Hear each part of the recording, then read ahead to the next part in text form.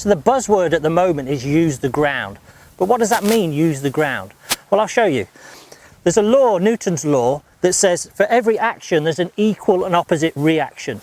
So as you swing back here, you're starting to load your legs and load your feet and load the ground.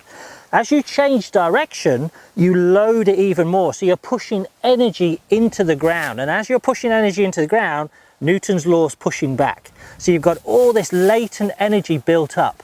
You know, you might weigh 150 pounds at the top of your backswing, but some of the best players weigh 250 on the way down because they're really pushing into the ground. When Tiger Woods used to lose a lot of height in his swing, he was actually losing height at the same time as really hammering the ground hard with his weight and his transition. When you do that, the pelvis actually sinks a little bit in the transition. So if you can get the feeling of squatting and sinking a little bit, by the time the left arm's parallel to the ground, the pelvis is at its lowest point it's going to be.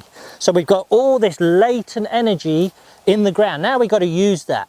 And what you see with the long drivers is from here, now they start to post and spring and jump out of that position. You see it with Rory McIlroy as well.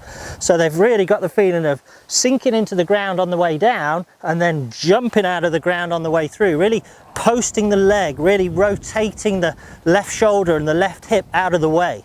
So you got to feel like you go sink, jump, and you start sinking and jumping, you're going to hit it miles.